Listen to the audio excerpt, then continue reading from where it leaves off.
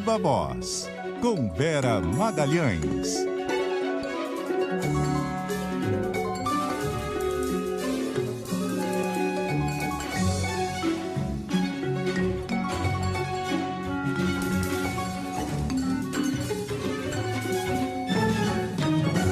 Vera Magalhães, boa tarde para você.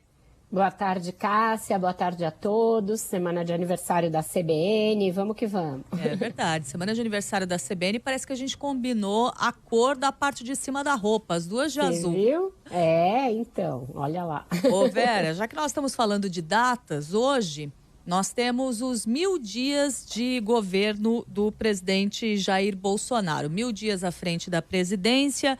E aí eu queria duas coisas de você. Um balanço dessa gestão até aqui e também queria que você olhasse lá para frente o que a gente pode esperar a partir de agora.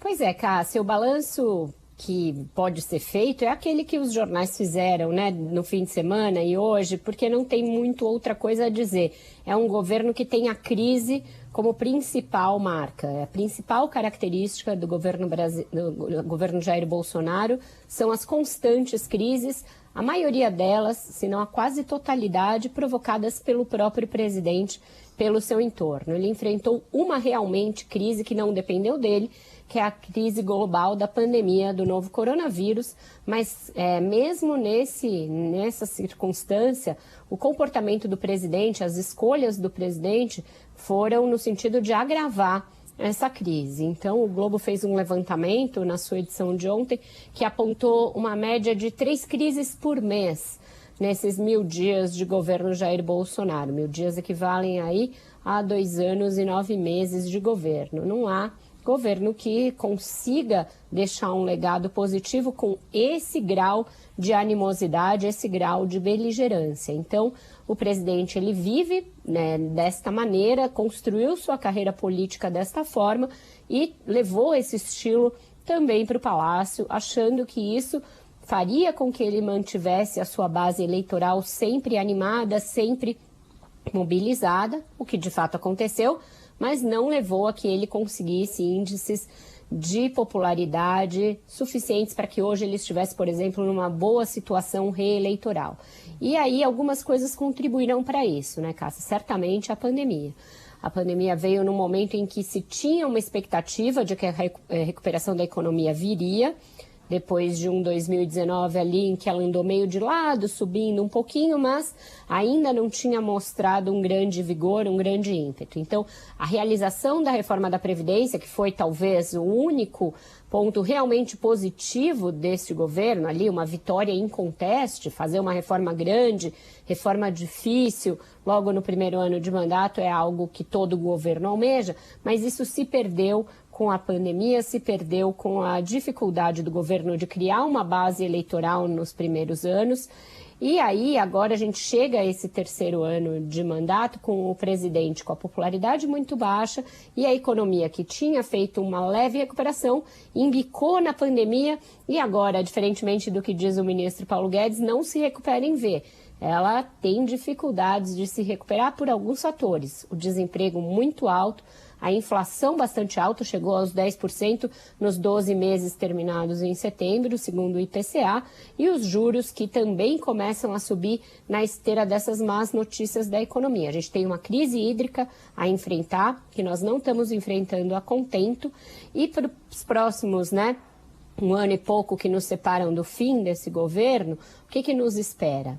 Tem que ter a gestão dessa crise hídrica para que a economia tenha alguma chance de voltar a subir e para que os setores que estão bem não sejam impactados, porque existe uma grande possibilidade da crise hídrica e energética atingir também a agricultura, que é o que está segurando o nosso PIB, e também tem de ser equacionado o problema do orçamento do ano que vem, que é uma grande caixa preta que o governo ainda não conseguiu dizer como vai encaixar ali um programa social robusto de pelo menos R$300 por mês para milhões de famílias, e também como vai fazer com a questão dos precatórios, que ainda está pendurada. Tem uma proposta de acordo, a gente tem falado dela aqui nas últimas semanas, mas ainda não está nada equacionado para ser aprovado, porque é uma emenda à Constituição e requer muitos votos no Congresso, Cássia. Então, esses são os desafios postos imediatamente, controlar a crise hídrica e energética, resolver esse nó dos precatórios e equacionar um programa social que possa dar algum fôlego ao presidente. Em meio a esse dia em que a gente acaba fazendo, né, esse balanço e pensando nas perspectivas para os próximos meses, estou vendo aqui no seu Twitter que você destacou uma frase de hoje do presidente Jair Bolsonaro, que aqui ele tem razão, né, Vera? Diz o seguinte: nada está tão ruim que não possa piorar. A gente vem aprendendo isso constantemente nos últimos meses aqui no Brasil. Essa tem sido a nossa vida. Pela primeira vez ele falou uma frase que, né, faz sentido, com a qual todos nós podemos concordar. Ele disse isso em referência à inflação e aos juros, Cássia, e atribuiu essa inflação e esses juros à circunstância global. Isso é uma muleta que todo governante usa. Quando inflação e juros sobem, é porque o cenário global está ruim. Não é exatamente verdade. Tem várias circunstâncias que são do Brasil, da realidade brasileira, que levam a que a gente esteja com vários preços muito pressionados. Ele disse isso, que nada é tão ruim que não possa piorar. E aí, então, presidente, o que faremos, né, a respeito disso? Aí ele já se põe a falar de Deus, da Bíblia, e aí cita um versículo bíblico que os bons não devem temer nada, nem mesmo a morte.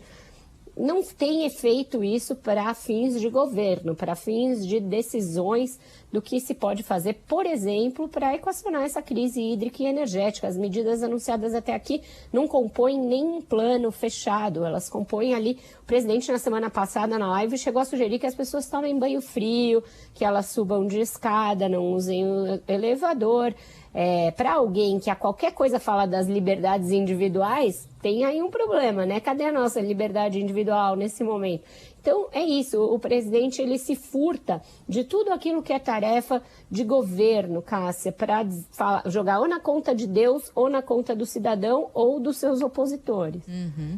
E em relação a essa história, né, de responsabilizar a conjuntura global por situações que nós temos aqui, mas a pandemia acabou prejudicando muito, a pandemia aconteceu no mundo todo. Claro, aconteceu no mundo todo, mas diferentes países lidaram de diferentes maneiras. E nós temos histórias de líderes mundiais que se saíram muito bem em lidar com uma questão tão complexa como a da pandemia. A gente poderia citar, por exemplo, Angela Merkel, que está saindo do governo lá na Alemanha, aclamadíssima, decidiu não tentar a reeleição e saiu, sei lá, com 80% de aprovação num momento difícil do mundo como esse. É um momento difícil para o mundo todo, não é só para o Brasil, né, Vera? Exato. A esse respeito, Cássia, eu recomendo muito para o nosso ouvinte que leia a coluna de ontem da Dorit Harazin, que ela faz um balanço do mandato da Angela Merkel e mostra que ali existe uma estadista, que não se furta a tomar a tomar decisões difíceis em momentos duros, que exigem pulso, que exigem realmente tomada de decisão. O Brasil, na pandemia, fez um caminho absolutamente errático. Continua fazendo esse caminho errático agora. A gente ainda não tem, e isso foi uma coisa que eu ouvi muito em Brasília no período que eu fiquei lá na semana passada, um plano para a compra das vacinas do ano que vem, sendo que certamente será necessário um novo ciclo de vacinações no ano que vem. E isso ainda não está no orçamento, ainda não está colocado. Até no Ministério da Economia eu ouvi preocupação a esse respeito. Então, a falta de planejamento com antecipação e com método e com conversa entre diferentes áreas de governo também é uma marca dessa gestão até aqui. A gente não tem esse tipo de prática, que é uma prática básica de gestão pública, colocada como uma rotina na máquina bolsonarista. Isso faz com que todas as decisões fiquem para 1/10 hora, dependam de boa vontade do Congresso, dependam de puxadinhos legislativos como esse dos precatórios. Então você está sempre tendo de partir para o improviso, porque não fez o trabalho de casa. Isso na pandemia foi uma tônica, foi uma constante e continua sendo, né? Pois é. Vera Magalhães, muito obrigada pela conversa de hoje. Uma ótima semana para você. Ótima semana a todos e até amanhã. Tchau, beijo. Até lá, tchau, tchau.